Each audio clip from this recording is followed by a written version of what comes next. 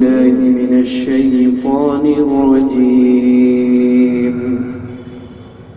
بسم الله الرحمن الرحيم. يا أيها الذين آمنوا اجتنبوا كثيرا من الظن إن بعض الظن إثم ولا تجسسوا ولا يغتب بعضكم بعضا أيحب أحدكم أن يأكل لحم أخيه ميتا فكرهتموه واتقوا الله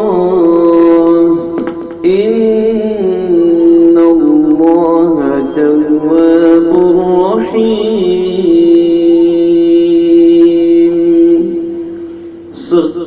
صدق الله العظيم.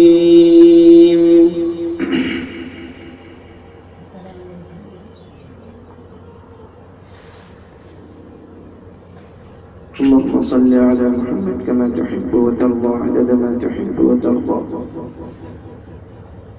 میرے محترم بزرگ دوستوں اور میری عزیز ماؤں اور بہنوں، اللہ رب العزت کا ارشاد ہے، اے ایمان والوں، بہت زیادہ گمان کرنے سے بچو. بعض گمان گناہ ہوتے ہیں، اور آپس میں ایک دوسرے کی ٹوک میں نہ لگو اور نہ ہی ایک دوسرے کی غیبتیں کرو. کیا تم کو یہ پسند ہے کہ تم اپنے مردار بھائی کا گوشت کھاؤ اور یہ تم ناپسند کرو گے؟ اللہ سے ڈرتے رہو، بے شک اللہ تعالیٰ بہت زیادہ معاف کرنے والا اور رحم کرنے والا ہے. میرے محترم بزرگوں دوستوں اور میری عزیز ماؤں اور بہنوں، اس سے پہلے میں نے آپ لوگوں کو بتایا تھا کہ اللہ تعالیٰ نے ان تمام راستوں کو بند کیا ہے، ان تمام برائیوں سے روکا ہے جن کی وجہ سے آپس میں ایک دوسرے سے بغض و عداوت پیدا ہوتی ہے، جس کی وجہ سے لوگ آپس میں ایک دوسرے کے دشمن بن جاتے ہیں، اور جس کی وجہ سے لڑائیاں پیدا ہوتی ہیں اور لوگ ہمیشہ ایک دوسرے کے دشمن بن جاتے ہیں. آج بھی اسی تعلق سے آیتیں ہیں. سب سے پہلے میں آپ لوگوں کو بتاتا ہوں کہ شریعت اسلامیہ میں اگر ہم غور کریں تو ہمیں اس بات کا پتہ چلتا ہے کہ جس نے شریعت کو اتارا یعنی اللہ رب العزت، اور جس کے اوپر یہ شریعت قرآن اتاری گئی یعنی نبی پاک محمد صلی اللہ علیہ وسلم، اور ان کے ذریعے سے پورے عالم میں یہ شریعت پھیلی، اس میں سب سے زیادہ جو زور دیا گیا ہے وہ اتحاد کا دیا گیا ہے. آپسی الفت، آپسی محبت سب سے زیادہ زور دیا گیا ہے. یعنی لوگوں میں پیار و محبت کو پیدا کرنا سب سے پہلے اس کی ترجیح دی گئی ہے. اللہ پاک کا ارشاد ہے کہ آپس میں لڑو مت، آپس میں جھگڑو مت، ورنہ جو تمہاری ایک پہچان ہے، تمہاری ایک طاقت ہے، اس کی ہوا اکھڑ جائے گی اور پھر تم کسی کے سامنے تمہاری کوئی حیثیت نہیں رہے گی. تو سب سے زیادہ جو زور دیا گیا ہے وہ اتحاد کا دیا گیا. آپ خود غور کریں، ہجرت کا واقعہ پڑھیں تو اس میں سب سے پہلا عمل اللہ کے نبی صلی اللہ علیہ وسلم نے جو کیا، مدینے جانے کے بعد انصار اور مہاجر میں دوستی کرائی. ایسا نہیں کہ ان کی ایک الگ دنیا بنائی اور انصار کی اور مہاجر کی الگ دنیا بنائی اور دونوں کو الگ الگ رکھا. نہیں، سب سے پہلا کام مدینے جا کے آپس میں بھائی چارہ کروایا. آپس میں بھائی چارہ کروایا اور ایسی محبت کی مثال قائم کی کہ پوری دنیا ترستی ایسی مثال دیکھنے کو، کہ صحابہ نے ایسی مثال ایثار و ہمدردی کی ایسی مثال پیش کی، آپسی محبت کی ایسی مثال پیش کی کہ آپ سوچ نہیں سکتے کہ کوئی یہاں تک بھی کر سکتا ہے، جس کے بارے میں اللہ تعالیٰ نے تعریف کی رحماء بینہم، کہ وہ آپس میں محبوب اور آپس میں ایک دوسرے کے لیے جان دینے والے تھے۔ وَيُؤْثِرُونَ عَلَىٰ أَنفُسِهِمْ وَلَوْ كَانَ بِهِمْ خَصَاصَةٌ، ان کے بارے میں کہا کہ وہ اپنے آپ کو بھوکا تو رکھتے ہیں لیکن اپنے بھائی کو بھوکا نہیں رہنے دیتے، اپنی ضرورتوں کو قربان کر دیتے ہیں لیکن سب سے پہلے اپنے بھائی کا خیال رکھتے ہیں۔ ایک مشہور واقعہ کہ ایک غزوے میں ایک صحابی اپنے چچا زاد بھائی کو ڈھونڈنے کے لیے نکلے، پانی لے کے نکلے، کہیں ایسا نہ ہو آخری وقت ہو تو میں ان کو پانی پلاؤں۔ تو جب وہ دیکھے تو وہ ایک دم زخمی حالت میں وہ پائے گئے، تو ان کے پاس پانی پیش کیا تو بغل میں ان کا ایک بھائی زخمی تھا، وہاں سے کراہ کی آواز آئی، تو اس حالت میں انہوں نے ان کی طرف اشارہ کیا، دوسرے کی طرف اشارہ کیا، پھر دوسرے کے پاس جب پانی لے کے پہنچے تو تیسرے نے کراہ کی آواز لگائی، تو دوسرے نے تیسرے کے پاس بھیج دیا، جب تیسرے کے پاس پہنچے ان کی روح پرواز کر چکی تھی، پھر پلٹ کے دوسرے کی طرف آئے تو ان کی بھی روح پرواز کر چکی تھی، پھر پہلے کے پاس آئے ان کی بھی روح پرواز کر چکی تھی۔ تو یہ مثال ہے میرے محترم بزرگ دوستوں، میری عزیز ماؤں اور بہنوں، کہ اس طرح کا اتحاد تھا اور اس طرح کا اتفاق تھا جس کی مثال اب نہیں دیکھنے کو ملتی۔ ایک گھر میں ایسا انتشار پایا جاتا ہے، آج ایسا اختلاف پایا جاتا ہے جیسے لگتا ہے کہ یہ گھر والے ہیں ہی نہیں، آپسی دشمن، لیکن اس زمانہ کیسا خیر القرون کا تھا، ایسا اتحاد تھا اور ایسا آپس میں اتفاق تھا۔ تو انہوں نے دین پر عمل کر کے دکھایا تھا، قرآن پر عمل کر کے دکھایا تھا، جس کی وجہ سے اتنی بہترین زندگی ان کی بنی ہوئی۔ علامہ اقبال نے کہا تھا اپنے شعر میں کہ آبرو باقی تیری جمعیت سے تھی، آبرو باقی تیری جمعیت سے تھی، جب یہ جمعیت گئی دنیا میں رسوا تو ہوا۔ یعنی ہماری اور آپ کی آبرو باقی تھی اس وقت تک جب تک ہم متحد تھے، جب تک ہم ایک تھے تب تک ہماری آبرو باقی تھی۔ جب سے ہمارا شیرازہ بکھرا، ہم آپس میں ایک دوسرے کے دست و گریباں ہو گئے، آپس میں ایک دوسرے کے دشمن بن گئے تو دنیا میں رسوا ہو گئے۔ آپ دیکھ لیجئے، تو سب سے پہلا پیغام اللہ کے نبی صلی اللہ علیہ وسلم نے ہم کو دیا ایمان کے بعد کہ متحد رہو، اور ان تمام برائیوں سے روکا جس کی وجہ سے اتحاد میں درار پیدا ہو، جس کی وجہ سے دشمنیاں پیدا ہو، جس کی وجہ سے بغض عداوت پیدا ہو، ان تمام راستوں کو روکا، ان تمام راستوں کو روکا۔ اللہ تعالیٰ نے ارشاد فرمایا، ان تمام ارشادات کو اس تناظر میں آپ دیکھیں گے تب آپ کو جو ہے یہ قرآن کی آیتیں سمجھ میں آئیں گی جو میں نے ابھی آپ لوگوں کو پڑھی۔ اس سے پہلے ہفتے میں جو میں نے آپ لوگوں کو تفسیر بتائی تھی، تو آپ ان تناظر میں دیکھیں تب آپ کو بات سمجھ میں آئے گی کہ صحابہ نے قرآن کی ایک ایک آیتوں پر کس طرح سے عمل کیا تھا اور کس طرح سے انہوں نے اپنی زندگی کو قابل نمونہ بنایا تھا۔ جس پچھلے ہفتے میں جو میں نے آپ کو باتیں بتائی تھی، جس کی وجہ سے گھروں میں دشمنیاں پیدا ہوتی ہیں، جس کی وجہ سے پاس پڑوس میں دشمنیاں پیدا ہوتی ہیں، وہ چیزیں کیا ہیں؟ اس میں سب سے پہلی چیز تھی آپس میں ایک دوسرے کو حقیر سمجھنا، آپس میں ایک دوسرے کو حقیر سمجھنا۔ کسی کے پاس پیسہ ہے، کسی کے پاس مال و دولت ہے، کوئی بڑے حسب و نسب والا ہے، اب وہ کیا کرتا ہے؟ اپنے چھوٹے والوں پہ ہنستا ہے، اس پہ پھپتیاں کستا ہے، اس پہ کمنٹ پاس کرتا ہے۔ تو یہ سب سے پہلا دروازہ ہے آپسی دشمنی کا۔ ایک ایک ایمان والا سب سے زیادہ عزیز ہے اللہ کے نزدیک۔ ہماری اور آپ کی کیا مجال کہ ہم کسی کو حقیر سمجھیں؟ قرآن نے تو یہی کہا تھا، پچھلے ہفتے میں نے بتایا تھا آپ کو کہ جس کو ہم حقیر سمجھ رہے ہیں، جس کو ہم چھوٹا دیکھ رہے ہیں، ہماری نگاہیں چھوٹا دیکھ رہی ہیں، ہو سکتا ہے اللہ کے اس کا ایک بہت بڑا مقام ہو اور ہم مردود ہو جائیں، لعنت کے مستحق ہو جائیں اس کو حقیر سمجھنے کی وجہ سے۔ تو یہ مقام ہے کس کا؟ ایمان والے کا۔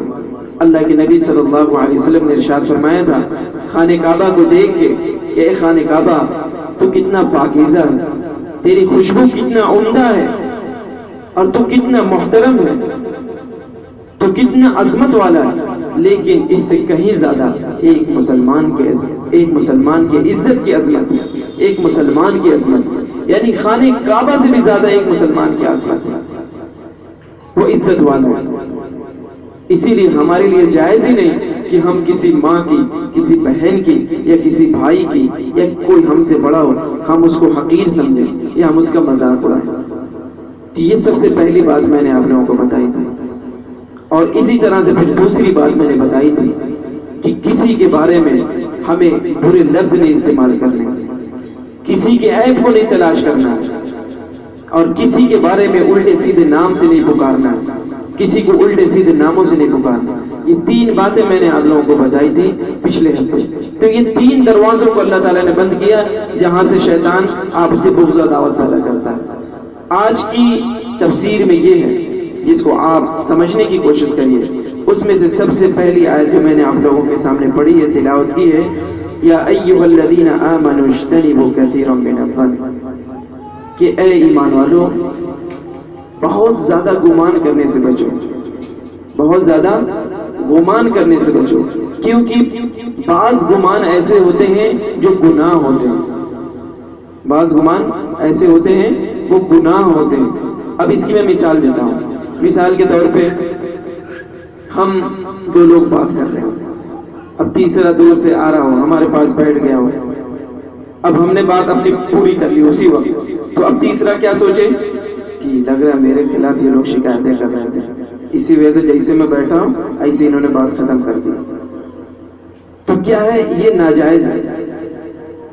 ہمیں ہمیشہ مومنوں کے بارے میں اچھا گمان کرنا چاہیے۔ اسی طرح سے مثال کے طور پہ کوئی سامان، مثال کے طور پہ کسی کی مسجد میں چپل چھوڑی، بھول کے چلا گیا، اب وہ بھول کے تو چلا گیا، دوبارہ پہن کے آیا، ہم نے دیکھ لیا ارے یہ تو میرا چپل پہنا، تو اب ہم کیا کرنے لگے کہ یہ چور ہے، یہ کیا ہے، یہ چور، اس نے میری جو ہے چپل چوری کی۔ ان تمام گمانوں سے اللہ تعالیٰ نے، بدگمانیوں سے ایمان والے کو بچایا کہ ہمیں مومن کے بارے میں ہمیشہ اچھا گمان رکھنا چاہیے، کہ ایک مومن ہو ہی نہیں سکتا کہ جو اپنے بھائی کے بارے میں بدگمانیاں کرے۔ اسی طرح سے بہت سارے راستے ایسے ہوتے ہیں جو آج بھی ایک قانون بھی بنا ہوا ہے کہ مثال کے طور پہ ایسا گمان کرنا جائز ہے، جس کے بارے میں آپ لوگوں کو بتانے جا رہا ہوں کہ مثال کے طور پہ کہیں پہ کوئی بہت بڑا فساد ہو گیا، کہیں پہ بہت بڑا فساد ہو گیا، تو اب حکومت کیا کرتی ہے، وہ دیکھتی ہے اس جہاں پہ جس جگہ پہ فساد ہوا ہے وہاں پہ حکومت دیکھتی ہے کون کون بدماش لوگ ہیں اور کون کون ایسے لوگ ہیں جو بدماشی کرنے والے ہوتے ہیں، یعنی گنڈے ہوتے ہیں، فساد برپا کرنے والے، تو ان کو وہ لوگ جو ہے بغیر پوچھے اور بغیر سوال کے گرفتار کر لیتی ہے۔ کیا کر لیتی ہے؟ گرفتار کر لیتی ہے۔ وہ کیوں کرتی ہے؟ کیونکہ ان کا پیشہ ہی یہی ہوتا ہے۔ تو اب وہ گمان کرتی ہے حکومت کہ ہاں یہ فساد یہاں پہ برپا ہوا ہے، اب جو ہے یہی لوگ ہو سکتے ہیں، تو ایسا گمان کرنا جائز ہے، اس طرح کا گمان کرنا جائز ہے۔ مثال کے طور پہ ہمارے پاس پڑوس میں کچھ ایسے شرارتی لوگ رہتے ہیں جو ہمیشہ نقصان کرتے ہیں، تو اب کیا ہے، ہمارے گھر کا کوئی نقصان ہو گیا، ہماری کوئی چیز چوری ہو گئی، تو اب جو ہے ایسی جگہوں پہ ہم اور آپ ان شرارتی لوگوں کے تعلق سے گمان کر سکتے ہیں کہ ہاں ہو سکتا ہے انہی لوگوں نے کیا، لیکن ہم کارروائی نہیں کر سکتے جب تک تحقیق نہ ہو جائے، جب تک تحقیق نہ ہو جائے تب تک کارروائی تو نہیں کر سکتے، لیکن ہاں گمان تو کر سکتے ہیں کہ ہو سکتا ہے یہ، اور عموماً ہوتا بھی ایسا ہے، لیکن اس کے پہلے ہمیں کارروائی نہیں کرنی بلکہ اس کی تحقیق کرنی۔ اس کے علاوہ جتنے بھی گمان ہیں، یعنی بلا وجہ گمان کرنا، کوئی آ رہا ہے، کوئی پتہ چلا مارکیٹ سے آ رہا ہے، کوئی پتہ چلا تھیٹر ہے اس کے پاس سے قریب سے گزر رہا تھا، ہو سکتا ہے اپنے کام سے گزر رہا ہوں، لیکن ہم کیا گمان کرنے لگے، ضرور فلم دیکھ کے آ رہا ہوگا، ضرور فلم دیکھ کے آ رہا ہوں، تو یہ گمان کرنا ناجائز ہے۔ لیکن اگر کسی کا بدماشوں کے ساتھ اٹھنا بیٹھنا ہے، اگر روزانہ وہاں سے آنا جانا ہے، تو پھر آدمی سوچ سکتا ہے کہ ہاں یہ آدمی ادھر سے بار بار آتا جاتا ہے، اس کا مطلب کہ یہ اس بیماری میں مبتلا ہے۔ لیکن ہم نے کسی کو بائی چانس دیکھ لیا، اب جو ہم نے کیا کہ نہیں یہ اس کا مطلب وہیں سے آ رہا ہے۔ اللہ کے نبی صلی اللہ علیہ وسلم نے ارشاد فرمایا، ایک مرتبہ اللہ کے نبی صلی اللہ علیہ وسلم کے پاس ازواج مطہرات میں سے کوئی اللہ کے نبی صلی اللہ علیہ وسلم سے ملنے آئے مسجد نبوی میں، اس وقت اللہ کے نبی صلی اللہ علیہ وسلم معتکف تھے. تو اب ہوا یہ کہ ایک صحابی وہاں سے گزرے، انہوں نے دیکھا اللہ کے نبی صلی اللہ علیہ وسلم کسی سے بات کر رہے ہیں، تو صحابی تو گزر گئے آگے. اللہ کے نبی صلی اللہ علیہ وسلم نے ان کو بلایا، کہا جن سے میں بات کر رہا تھا یہ ازواج مطہرات میں سے میری ایک زوجہ ہے، میری ایک بیوی ہے. تو صحابی نے کہا اللہ کے نبی ہم آپ کے بارے میں غلط گمان کر سکتے ہیں؟ تو اللہ کے نبی صلی اللہ علیہ وسلم نے فرمایا کہ شیطان تمہارے رگوں میں اس طرح سے دوڑتا ہے جس طرح سے خون دوڑتا ہے. انسان گمان کر سکتا ہے. تو اللہ کے نبی صلی اللہ علیہ وسلم نے ترنت بتایا. تو یہ ہوتا ہے، شیطان کیا کرتا ہے؟ وساوس پیدا کرتا ہے، غلط گمان پیدا کرتا ہے مسلمانوں کے تعلق سے کہ اچھا ان کے پاس یہ لوگ ملنے گئے تو اس کا مطلب یہ پورا ہے. نہیں، ہم تحقیق کریں، ہم ترنت غلط گمانی نہ کرنے لگے، بدگمانی نہ کرنے لگے. یہ ہمیں اس کا قرآن سے ہمیں اس کی تعلیم ملتی ہے. یہ مردوں کے لیے بھی یہ تعلیم ہے، عورتوں کے لیے بھی یہی تعلیم ہے کہ کسی کے بارے میں، کسی بھی عورت کے بارے میں، کسی بہن کے بارے میں جائز نہیں کہ ہم اس کے خلاف بدگمانی کریں. اسی طرح کسی آدمی کے لیے جائز نہیں اپنے بھائی کے لیے بدگمانی کریں. سمجھ میں آ رہی میری بات؟ تو سب سے پہلی بات یہ اللہ کے نبی صلی اللہ علیہ وسلم کا ارشاد بھی ہے ایاکم والظن کہ بدگمانی سے بچو، فإن الظن اکذب الحدیث کہ بدگمانی کرنا یہ سب سے بڑا جھوٹ ہے. کسی کے بارے میں غلط سوچنا یہ سب سے بڑا جھوٹ ہے.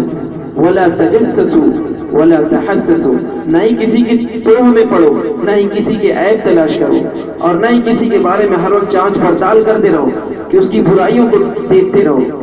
اسی طرح سے ولا تحاسدوا ولا تباغضوا، نہ ہی آپس میں ایک دوسرے میں حسد کرو ایک دوسرے سے، نہ ہی بغض کرو. ولا تدابروا، نہ ہی ایک دوسرے سے دشمنی کرو. کونوا عباد اللہ اخوانا، اے اللہ کے بندو آپس میں بھائی بن جاؤ، اے اللہ کے بندو آپس میں بھائی بن جاؤ. تو یہ ہمیں تعلیم ملتی ہے قرآن کے ذریعے سے اور حدیث کے ذریعے سے. اس کے بعد دوسری بات اللہ پاک نے ارشاد فرمائی ولا یغتب ولا تجسسوا ولا یغتب بعضکم بعضا. دوسری بات اللہ پاک نے ارشاد فرمائی کہ آپس میں ایک دوسرے کی ٹوہ میں نہ رہا کرو. تجسس کی عربی کا لفظ ہے جس کے معنی ہے کہ عیب کو تلاش کرنا، کسی کے پیچھے پڑنا، اور کسی کی باتوں کو غور سے سننا، اور کسی کی جو راز کی باتوں کو تلاش کرنا، اور کسی کے گھر میں جھانکنا خاموشی سے اس کی جو ہے اس کے عیب کو پتہ لگانے کے لیے. یہ تمام چیزیں حرام ہیں، یہ تمام چیزیں حرام ہیں. ہمیں اپنے عیب پر نگاہ رکھنی ہے کہ ہم کتنے برے ہیں، ہمارے اندر کیا کمی ہے. ہمیں دوسروں کے عیب کے پیچھے نہیں پڑنا. بہادر شاہ ظفر ایک مشہور جو ہے حاکم گزرے ہیں، بادشاہ گزرے ہیں، جو مغلیہ حکومت کے سب سے آخر بادشاہ.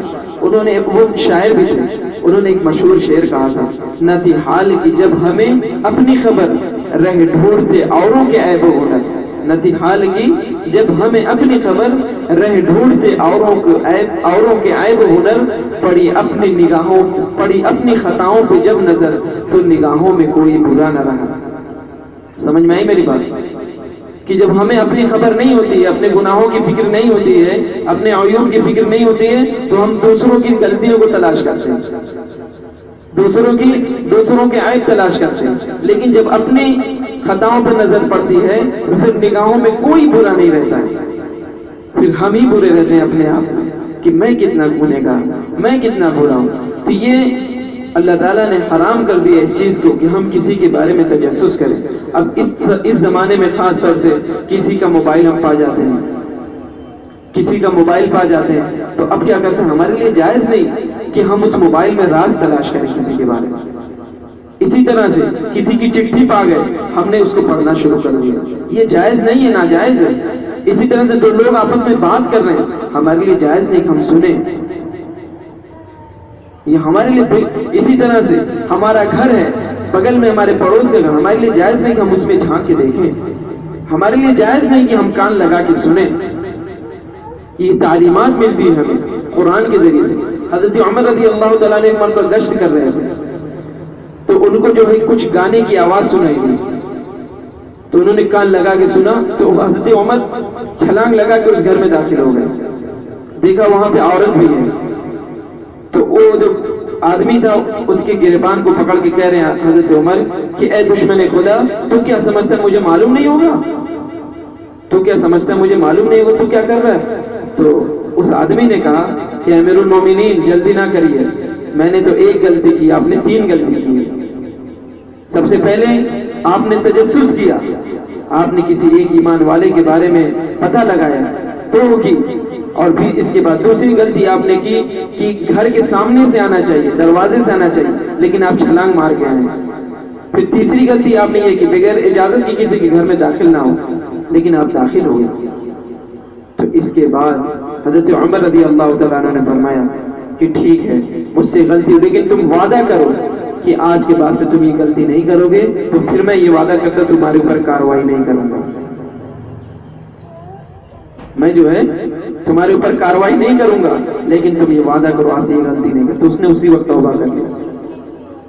تو یہ ہوتا ہے، یہ صحابہ رضی اللہ تعالیٰ عنہ اجمعین کے واقعات سے ہمیں یہ روشنی ملتی کہ اللہ تعالیٰ نے اور شریعت نے ہمیں کس طرح سے روکا ہے کسی کے بارے میں عیب کو تلاشنا اور کسی کے ٹوہ میں لگنا۔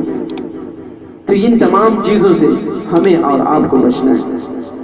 اسی طرح سے اچھا تجسس اس وقت جائز ہوتا ہے جب مثال کے طور پہ کوئی آدمی، کچھ لوگ کسی مسلمان کی عزت پر حملہ کرنے والے ہوں، کسی مسلمان کی عزت پر حملہ کرنے والے ہوں، یا وہ کچھ فتنہ و فساد پیدا کرنے والے ہوں، یا کچھ جرائم پیشہ لوگ ہوں، تو اب ان کے بارے میں تحقیق کرنا ضروری ہے۔ وہاں پہ تجسس ضروری ہو جاتا ہے کہ پتہ لگایا جائے یہ لوگ کیا کر رہے ہیں۔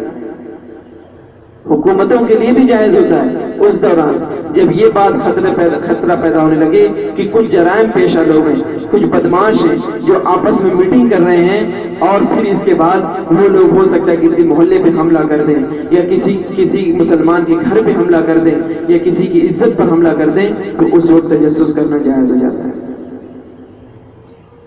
کسی سے معاملہ کرنے جا رہے ہیں، یا نکاح کا معاملہ ہو، یا اسی طرح سے کاروباری معاملہ ہو، تو اس وقت ضروری ہے کہ ہم اس کے بارے میں پتہ لگا لیں جس کے ساتھ معاملہ کرنے جا رہے ہیں۔ تو ان تمام صورتوں میں جائز ہو جاتا ہے، لیکن بلا وجہ عیب تلاش کرنے کے لیے اور ذلیل کرنے کے لیے کسی مسلمان کو ہم عیب تلاش کریں، یہ ناجائز ہے، یہ حرام ہے۔ پھر اس کے بعد تیسری بات اللہ رب العزت نے ارشاد فرمائی وَلَا يَغْتَبْ بَعْضُكُمْ بَعْضًا، آپس میں ایک دوسرے کی غیبتیں نہ کیا کرو، آپس میں ایک دوسرے کی غیبتیں نہ کیا کرو۔ سب سے بڑی بیماری اس وقت جو مسلمانوں کو لگی ہوئی ہے، چاہے وہ مرد ہو چاہے وہ عورت ہو، وہ غیبت ہے۔ 2 آدمی بیٹھیں گے، 3 آدمی بیٹھیں گے، بغیر غیبت کیے ہوئے کسی سے کسی کی اٹھتے ہی نہیں۔ آپ محفلوں میں بیٹھ جائیے، عورتوں کی محفلوں میں بیٹھیے، اگر 2-4 عورتیں اکٹھا ہوئی ہیں تو ضرور کسی نہ کسی مومن عورت کے اوپر کیچڑ اچھالا جاتا ہے، ضرور غیبت ہوتی ہے کسی نہ کسی مومن بہن کی، کسی نہ کسی مومن ماں کی۔ ان کو بے چینی ہوتی جب تک کسی کے بارے میں غلط بیانی نہ ہو، جب تک کسی کے بارے میں غیبت نہ ہو۔ آج کا ماحول ہے کہ سب سے زیادہ اگر مسلمانوں کے بیچ میں کوئی بیماری عام ہے وہ غیبت ہے۔ 2 لوگ اکٹھا ہوئے غیبت شروع، 2 عورتیں اکٹھا ہوئے غیبت شروع، موبائل استعمال ہو رہا ہے غیبت شروع، اس کے بارے میں اس کے بارے میں۔ یہ سب سے بڑا جرم ہے میرے محترم بزرگ دوستو، غیبت کرنا۔ اللہ تعالیٰ نے اس کی مثال دی، اَيُحِبُّ أَحَدُكُمْ أَن يَأْكُلَ لَحْمَ أَخِيهِ مَيْتًا فَكَرِهْتُمُوهُ وَاتَّقُوا اللَّهَ، کہ کیا تم کو پسند ہے کہ تم اپنے مردار بھائی کا گوشت کھاؤ؟ ایک تو مردار کا گوشت کھانا چاہے وہ جانور ہو ناجائز ہے۔ کیا پسند کریں گے کسی مردار جانور کا گوشت کھائیں جو اپنے سے مر گیا ہو؟ اور اس پر اللہ نے یہ مثال دی کہ تمہارا بھائی انسان اور پھر انسان میں تمہارا بھائی، کیا اس بھائی کا گوشت کھانا پسند کریں گے؟ کوئی نہیں پسند کرے گا۔ دنیا میں کوئی ایسی مثال نہیں ملے گی آپ کو کہ اس طرح سے کوئی اپنے بھائی کا گوشت کھائے۔ لیکن غیبت کرنا ایسا ہی ہے جیسے کوئی اپنے مردار بھائی کا گوشت کھا رہا ہو۔ کسی مسلمان کی غیبت کرنا، اس کے پیٹھ کے پیچھے اس کی عزتوں کو اچھالنا، اس کی عزت کو پامال کرنا، یہ ایسا ہی ہے جیسے کوئی اپنے مردار بھائی کا گوشت کھا رہا ہو۔ اللہ کے نبی صلی اللہ علیہ وسلم سے پوچھا گیا، اللہ کے نبی غیبت کیا ہے؟ تو اللہ کے نبی صلی اللہ علیہ وسلم نے ارشاد فرمایا ذکرک اخاک بما یکرہ، کہ اپنے بھائی کا تذکرہ اس کے پیٹھ کے پیچھے ایسا تذکرہ کرنا جس سے اس بھائی کو تکلیف ہو اگر اس کے سامنے تذکرہ کیا جا رہا ہو، تو یہ غیبت ہے۔ صحابی نے پوچھا اللہ کے نبی اگر سچ میں وہ بات اس کے اندر پائی جا رہی ہو؟ تو اللہ کے نبی صلی اللہ علیہ وسلم نے فرمایا یہی تو غیبت ہے۔ اگر جھوٹ تم نے بولا اس کے بارے میں، غلط برائیاں اس کے بارے میں پھیلائی، تب تو وہ تو بہتان ہے۔ یہی تو غیبت ہے کہ آدمی کے اندر وہ برائی ہو لیکن اس کا تذکرہ اس کے پیٹھ کے پیچھے کیا جائے، یہی اسی کو غیبت کہتے ہیں۔ اللہ کے نبی صلی اللہ علیہ وسلم نے فرمایا کہ غیبت، کچھ لوگوں نے جب غیبت کی، اللہ کے نبی صلی اللہ علیہ وسلم ایک سفر میں تھے، اس کے بعد اللہ کے نبی صلی اللہ علیہ وسلم کو خبر معلوم ہوئی کہ کچھ لوگوں نے کسی بھائی کے بارے میں غیبت کی، تو ان لوگوں کو بلایا گیا، اور اللہ اس وقت وہاں پہ اللہ کے نبی صلی اللہ علیہ وسلم جب گزر رہے تھے ایک مردار گدھا وہاں پہ پڑا ہوا تھا، تو ان دونوں لوگوں کو بلایا گیا اور اللہ کے نبی صلی اللہ علیہ وسلم کہا کہ کھاؤ اس کو، اس مردار گدھے کو کھاؤ۔ تو اللہ کے نبی صلی اللہ علیہ وسلم کہہ رہے ہیں اللہ کے نبی ہم اس کو کیسے کھائیں؟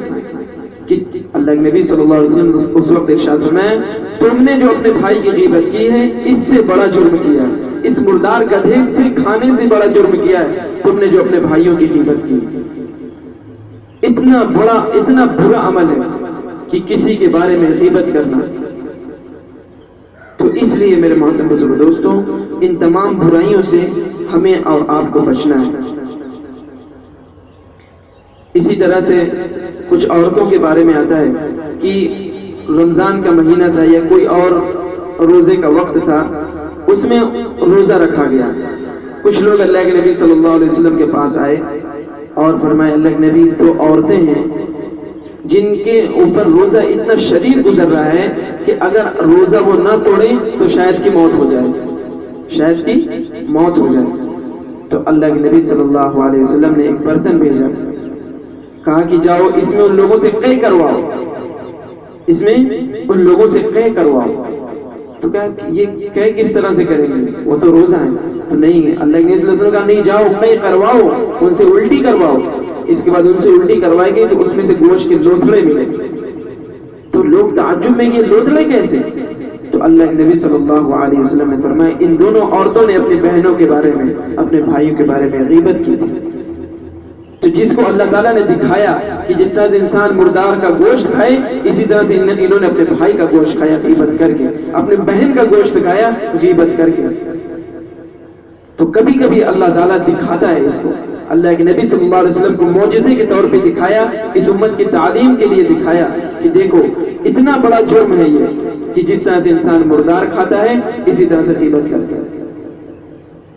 تو اس لیے میرے محترم بزرگ دوستوں، ان تمام برائیوں سے ہمیں اور آپ کو بچنا ہے۔ اگر ان تمام برائیوں سے آپ بچیں گے، ہماری بہنیں بچیں گی، ہماری مائیں بچیں گی، ہمارے بھائی بچیں گے، ہمارے بڑے بچیں گے، تو پھر ایک ماحول پیار و محبت کا پیدا ہوگا، باہمی الفت کا ماحول پیدا ہوگا۔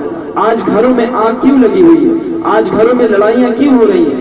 آج پاس پڑوس میں لڑائیاں کیوں ہو رہی ہیں؟ انہی تمام جرائم کی وجہ سے ہو رہی ہیں، انہی تمام برائیوں کی وجہ سے ہو رہی ہیں۔ ہم اور آپ اتحاد کا ماحول پیدا ہونے ہی نہیں دیتے، ان تمام جرائم کی وجہ سے، ان تمام برائیوں کی وجہ سے۔ ہم کسی کی پردہ پوشی کرتے ہی نہیں۔ ایمان والے کے لیے تو اللہ کے نبی صلی اللہ علیہ وسلم نے ارشاد فرمایا ایمان والے کا تو یہ شیوا ہے، ایمان والے کی تو یہ صفت ہے، جب کسی کو برا کرتے ہوئے دیکھے تو اس برائی پر پردہ ڈالتے ہیں۔ لیکن ہمارا کیا معاملہ ہے؟ ہم تو اس کی پردہ داری کرتے، بلکہ اور بڑھا چڑھا کے بتاتے ہیں۔ اگر اس نے ایک جرم کیا ہم 10 جرم بتاتے اپنی طرف سے، لو اور برباد ہو، یعنی آگ جل رہی اس میں ہم گھی ڈال دیتے ہیں، لو اور جلو۔ تو یہ معاملہ آج ہمارا، تو پھر کہاں سے آپس میں اتحاد پیدا ہوگا؟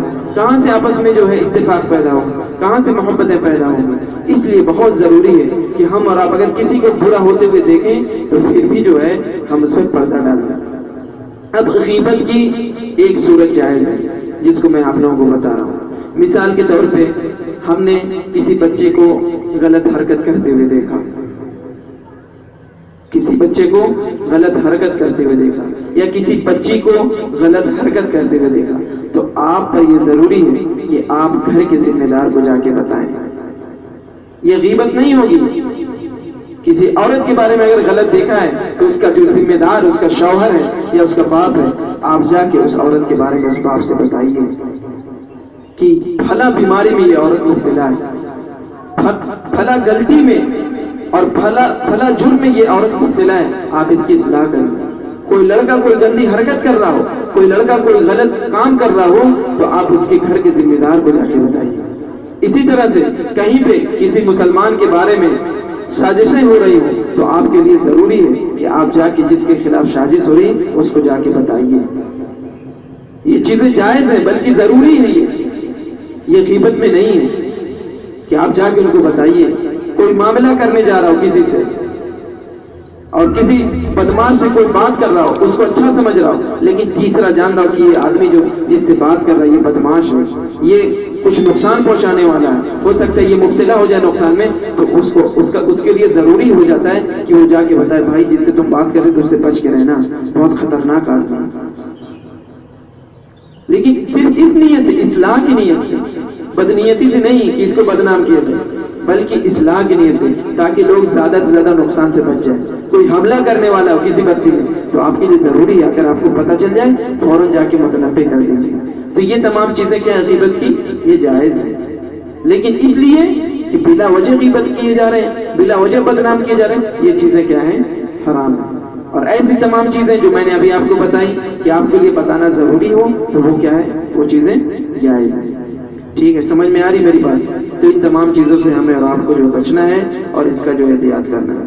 واتقوا اللہ ان اللہ تواب الرحیم، کہ اللہ سے ڈرو، ان تمام معاملے میں اللہ سے ڈرو۔ یعنی ایسا نہ ہو کہ تم جو کسی کی دشمنی میں اور کسی کی بغض و عداوت میں اس کی عزتیں اچھالو اور پھر اس کے بعد جو ہے اس کی غیبتیں کرو، اس کے پیچھے پڑ جاؤ، اس کے عیب کے پیچھے پڑ جاؤ، ایسا نہ ہو، بلکہ اللہ سے ڈرو۔ اس معاملے میں اللہ سے ڈرو، اللہ کے لیے معاف کرو، اللہ کے لیے ان تمام برائیوں سے بچو۔ ایک تمہارا خدا اور مالک اوپر بیٹھا ہوا ہے جو تمہارا نگہبان ہے، جو ہر چیز پر قادر ہے۔ اگر تم کسی کے پیچھے پڑو گے، اگر تم کسی عیب کے پیچھے بلا وجہ پڑو گے، یا اگر ہماری بہنیں کسی کے عیب کے پیچھے بلا وجہ پڑیں گی تو اللہ تعالیٰ ان کے عیب کے پیچھے پڑے گا، اور اگر اللہ تعالیٰ ان کے عیب کے پیچھے پڑ گیا تو گھر بیٹھے اللہ تعالیٰ ذلیل کر دے گا، گھر بیٹھے اللہ تعالیٰ ذلیل کر دے گا۔ تو اس لیے اللہ تعالیٰ نے آخر میں آیت اتاری واتقوا اللہ، کہ اللہ سے ڈرو، اس معاملے میں تمام چیزوں میں اللہ کا پاس و لحاظ کرو۔ تو میں نے 5 چیزیں بتائی، ایک تو کسی کے اوپر ہنسنا نہیں ہے، ایک تو لعنت ملامت کسی کو نہیں کرنی ہے، پھر اس کے بعد ایک کیا ہے، کسی کو برے القاب سے نہیں پکارنا ہے، پھر اس کے بعد کسی کی جو ہے کسی کے بارے میں بدگمانی نہیں کرنی، 4 ہوئی۔ اس کے بعد کسی کے بارے میں تجسس نہیں کرنا ہے، کسی کے عیب کے پیچھے نہیں لگنا ہے۔ اس کے بعد 6ٹھی چیز کیا ہے، کسی کی غیبت نہیں کرنی۔ تو 6 چیزیں ہیں، یہ برائیوں کے دروازے ہیں۔ انہی برائیوں کے دروازے کی وجہ سے آپس میں دشمنی پیدا ہوتی ہے۔ تو ان 6 چیزوں سے آپ کو بچنا ہے، تو ان 6 چیزوں کو آپ یاد رکھیے گا۔ ان اللہ تواب الرحیم، بے شک اللہ تعالیٰ توبہ کو قبول کرنے والا ہے، معاف کرنے والا ہے، اور بہت زیادہ رحم کرنے والا ہے۔ اگر کوئی اس برائی میں پڑا ہوا ہے، اس گناہ میں مبتلا ہے، تو وہ توبہ کرے اور آئندہ یہ ارادہ کرے میں ایسی غلطی نہیں کروں گا، تو اللہ تعالیٰ انشاءاللہ اس کے گناہ کو معاف کر دے گا۔ اور پھر اس کے بعد اوپر سے اللہ تعالیٰ اس کے اوپر رحمت بھی بھیجے گا۔ ایسا نہیں کہ معاف ہو گیا تو بس اب ختم، نہیں، اللہ تعالیٰ اس سے محبت بھی کرے گا، اس کے اوپر رحمت بھی کرے گا اگر کسی نے سچی توبہ کر لی۔ تو آج کا یہ پیغام ہے میری عزیز ماؤں اور بہنوں اور میرے دوستوں بزرگوں کہ ہمیں اور آپ کو ان تمام برائیوں سے بچنا ہے، کسی کی غیبت نہیں کرنی ہے، اور اسی طرح کسی کے عیب کے پیچھے نہیں پڑنا ہے، بدگمانیاں نہیں کرنی ہے، کسی کے اوپر ہنسنا نہیں ہے، کسی کو برے القاب سے نہیں پکارنا ہے، کسی کو لعنت اور ملامت نہیں کرنا ہے۔ اللہ تعالیٰ ہمیں اور آپ کو عمل کی توفیق عطا فرمائے۔ مختصر سی دعا کریں۔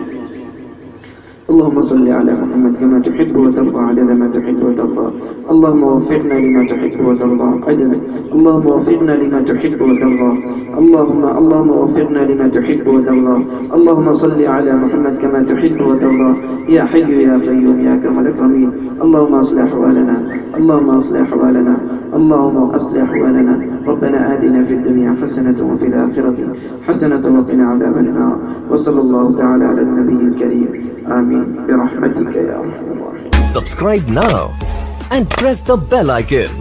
Never miss an update.